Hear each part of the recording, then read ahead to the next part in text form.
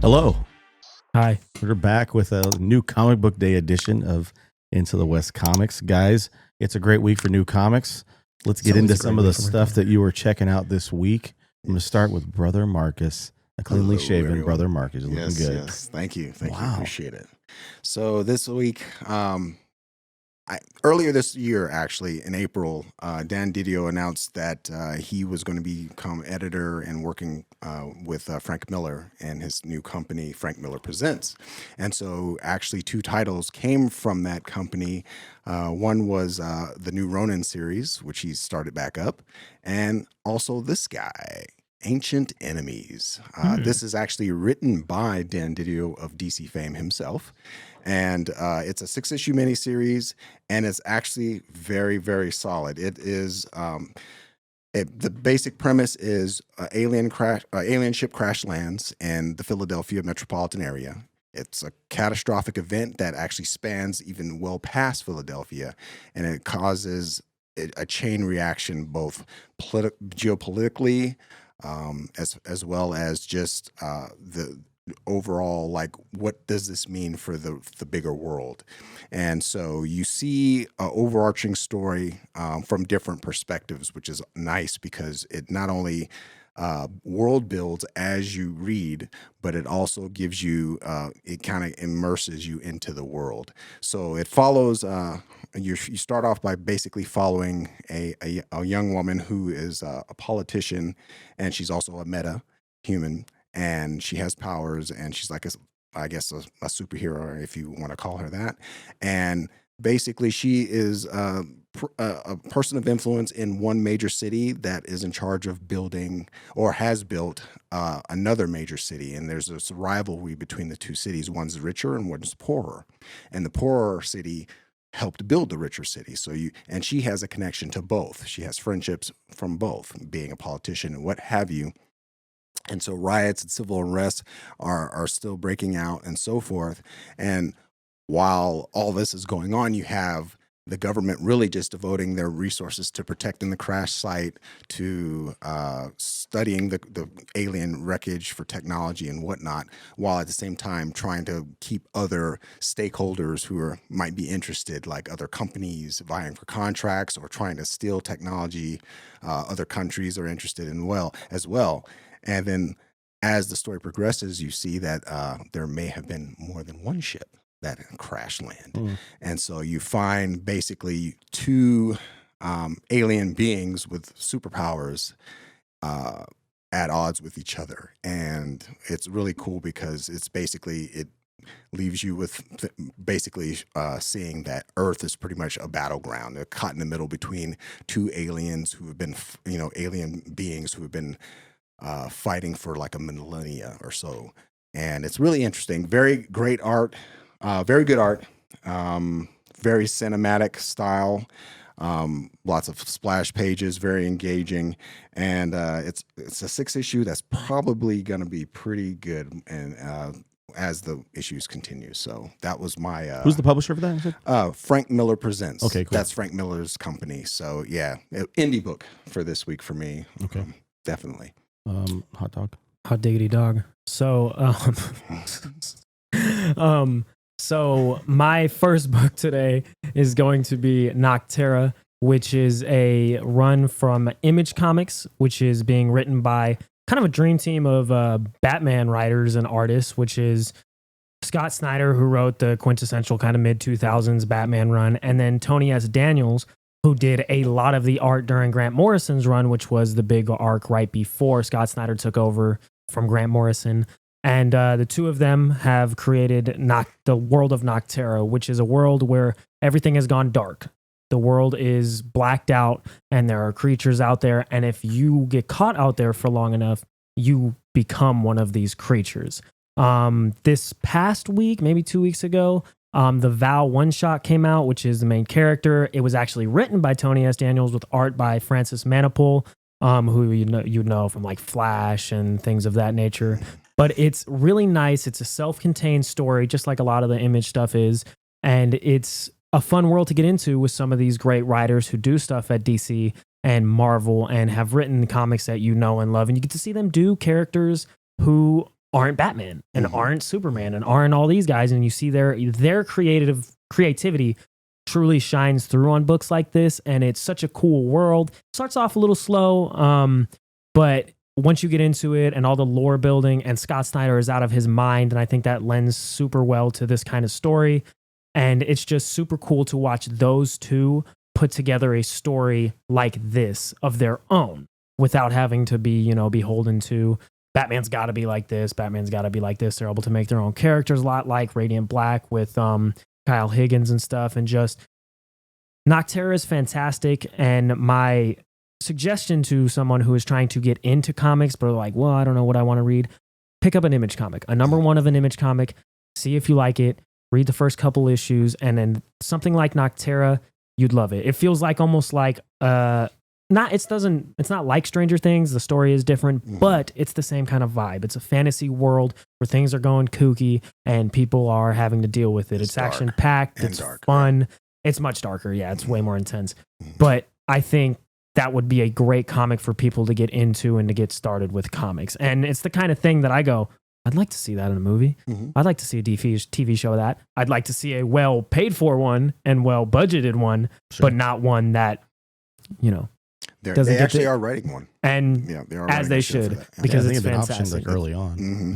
And that happens a lot with like the Image and Boom's books. They get optioned off and sold off really early because they might have their next Walking Dead on their hands, or their next Invincible or The Boys. So those are getting optioned off early, just like Berserker and stuff like that. My second pick for this week, kind of in honor of Philip Kennedy Johnson, was in town this past weekend. Superman Return of Kal-El came out this week, special. It's not actually written by Philip Kennedy Johnson, but it does fit into his Action Comics story run. It's written by a few writers. It's Marv Wolfman, who you know from a lot of the classic DC stuff. Mark Waid, I think Segura's on it, and there's about 4 artists on it. It's a larger book. It's kind of fits right in with Superman coming back from War World and coming into the world where his son has now kind of placed himself in, and all the problems they're having and dealing with that.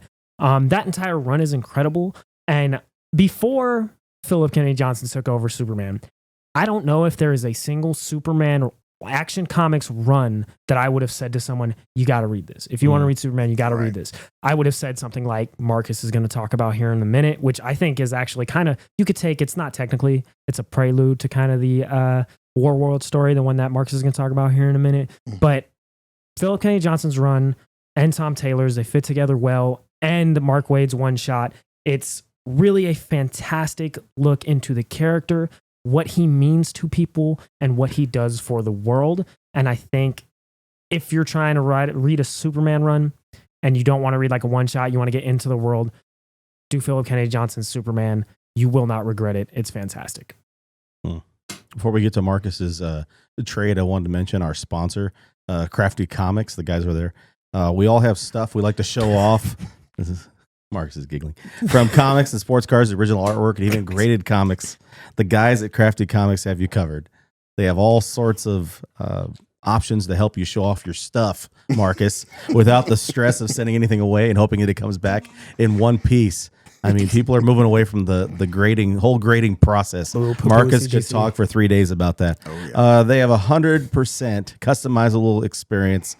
Check out Crafty Comics. Marcus, it's Crafty with an I. Yes, it is. Or you can check them out on Crafty Comics on the IG or craftycomics.com. Marcus, what do you have? All right. So it is with my greatest and sincerest pleasure that I will introduce. So there are 2 standalone stories for Superman that anyone at my place of work or anyone that I know of that has read Superman will recommend to anyone who wants to get into Superman or who's looking for a great Superman story that they may have not known about these. And one of them is can I guess the other one? Is it All-Star? Yes, it is. Yeah, okay. So this one is a Superman Up in the Sky, Tom King and Adam Kubert. So this was originally, this was originally collected. It was a backup story, and it was presented in various specials and things like that. Didn't they and sell it at Walmart or something to start with? They did have That like may those, have been that. yeah, they It had, was a weird marketing for yeah, such they a great had book. some, yeah, Kmart. I know there was a Sears exclusive for All Star Yeah. and stuff Mervyn's like or something. that. Yeah. But this is a wonderful story written by Tom King.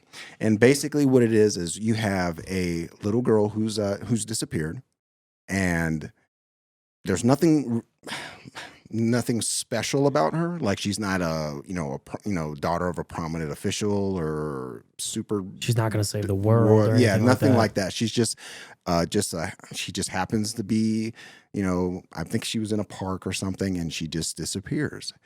And essentially, what you have through each issue is you're basically faced with a Superman going out and trying to find her, and you're basically wanting it basically the overarching question is, how far will Superman go to save this little girl? What is he willing to endure himself to save this little girl who does not seem to have any importance to anyone whatsoever?